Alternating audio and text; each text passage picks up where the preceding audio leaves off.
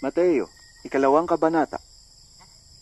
Panahon ng paghahari ni Herodes sa Judea nang ipanganak si Jesus sa Bethlehem.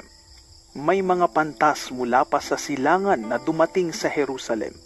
Nagtanong-tanong sila, "Nasaan ang ipinanganak na hari ng mga Hudyo? Nakita namin sa silangan ang kanyang bituin. Kaya't naparito kami upang siya'y sambahin." Nang mabalitaan ito ni Haring Herodes, siya'y naligalig, gayon din ang buong Jerusalem.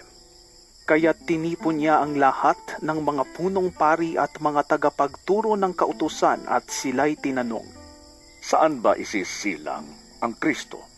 Tumugon sila, "Sa Bethlehem po, sapagkat ganito ang isinulat ng propeta. At ikaw, Bethlehem, sa lupain ng Huda, ay hindi pinakahamak sa mga pangunahing bayan ng Huda, sapagkat sa iyo magmumula ang isang pinuno na mamamahala sa aking bayang Israel." Nang mabatid ito, palihim na ipinatawag ni Herodes ang mga pantas at inusisa kung kailan lumitaw ang bituin. Pagkatapos, sila ay pinapunta niya sa Bethlehem na ganito ang bilin.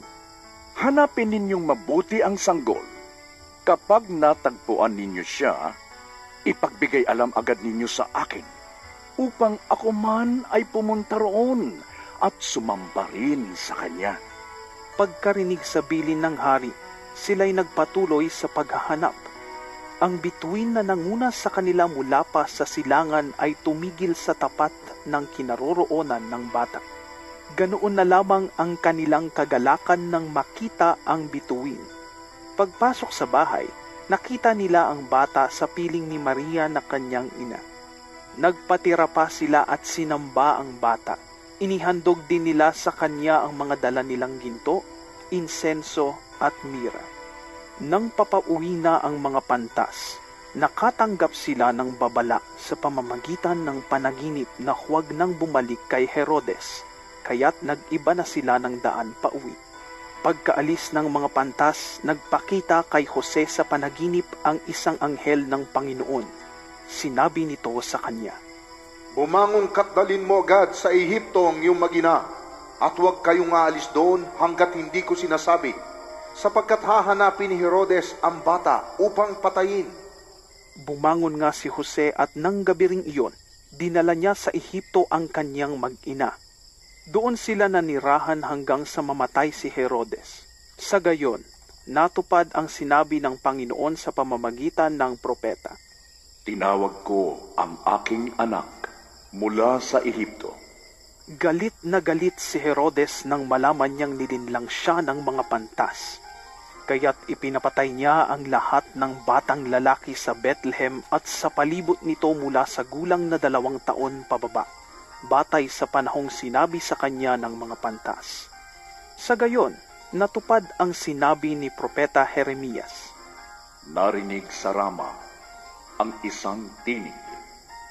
Tinig ng pananangis at ng malakas na panaghoy. Tinatangisan ni Raquel ang kanyang mga anak. Ayaw niyang paaliw, sapagkat patay na sila." Pagkamatay ni Herodes, nagpakita kay Jose sa panaginip ang isang anghel ng Panginoon habang siya'y nasa Ehipto. Sinabi sa kanya ng anghel, "Bumangon ka, dalhin mo na sa Israel ang iyong mag-ina, sapagkat patay na ang mga nagtatangka sa buhay ng bata." Kaya't bumangon nga si Jose at dinala sa Israel ang kanyang mag-ina. Ngunit nang mabalitaan niyang naghahari sa Judea si Arkelao na anak ni Herodes, natakot siyang pumunta roon. At dahil binigyan siya ng babala sa kanyang panaginip, sila ay tumuloy sa Galilea. At doon nanirahan sa bayan ng Nazaret.